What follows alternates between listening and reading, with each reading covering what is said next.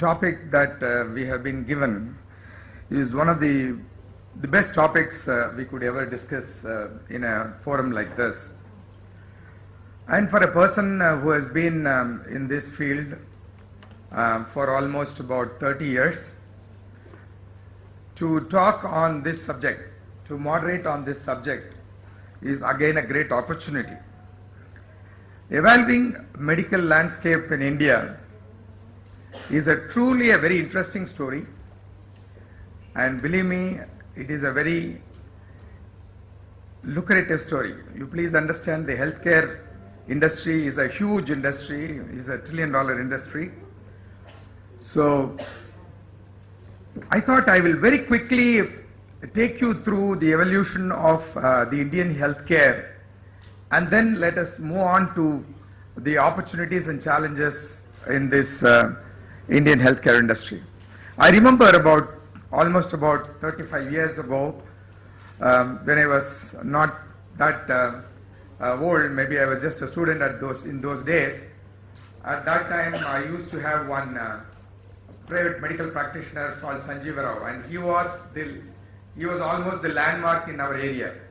So if anybody had a fever, they used to go to him. He used to give a mixture, and that's it. That was healthcare in India at that time. And every time somebody had a problem, they used to go to Sanjeev Rao, and Sanjeev Rao was the place at that time. But maybe 5 years later, 6 years later, I remember some small nursing homes came up. Then he made it into a small nursing home. So deliveries used to happen, and I used to find a lot of people queuing up in that place. And around my college days, I still remember when my mother had a surgery in General Hospital in Chennai. It was a huge hospital even then, but it was a very, very different hospital for what it is today, believe me. General Hospital in Chennai is a beautiful hospital today. It is not an old hospital. But somewhere in 1983, when the government realized that a government cannot spend for entire healthcare, I think the government allowed the corporate healthcare to come in, and it was at that time, 1983, the Apollo hospitals came in, and I was fortunate to be the first manager of that hospital. I joined them as a manager operations there, and it was at that time the government allowed the financial institutions to fund the healthcare, and I remember about 17 crores was given by ICICI and IDBI, and the hospitals started coming in. After 10 years, the second generation hospitals came in. I would call them the second generation hospitals, like Powai Hospital, the Tamil Nadu Hospital, and some of the hospitals here in the north, and some of the hospitals in Hyderabad. There again, they were also funded by financial institutions like ICICI and IDBI. And the third generation of hospitals happened after 10 years again. I am talking about somewhere in 2010, when the third generation hospitals came in. So I think practically the scenario changed. The 30-70 became 70-30. In those days, 70% was handled by the government, and 70% was handled by the government, and 30% was in the private healthcare. But by 2010, I must tell you, we were in the 60-40. The private hospitals were doing about 60%, and government hospitals were only handling about 40% of the healthcare. But after 2010, I think the situation turned really, really dramatically. That was the time when the PEs came in, the private equity funding came in, and the whole scene of governance changed. Whether it is in some of the chain of hospitals in the south or the north, you call it Apollo Hospital, you call it Powai Hospital, you call it the Rainbow Hospital where I am working today.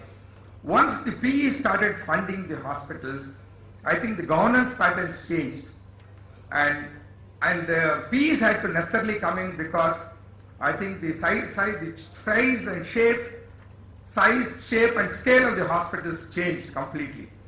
The hospitals which are only about 100 became 200. The hospitals which are only one location became multiple locations.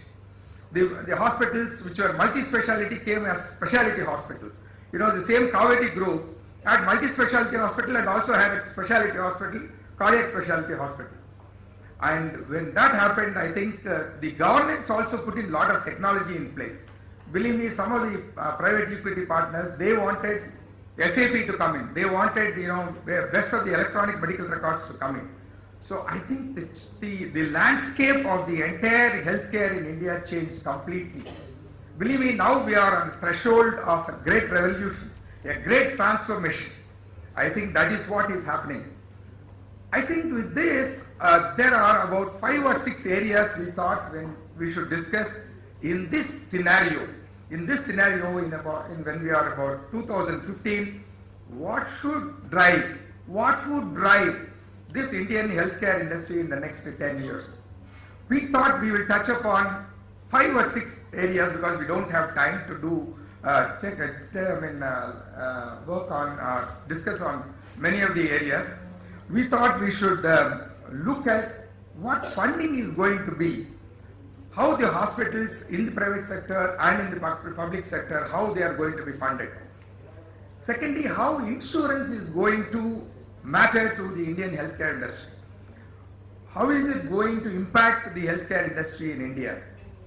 The third, what is the scope of private-public partnership in Indian healthcare system?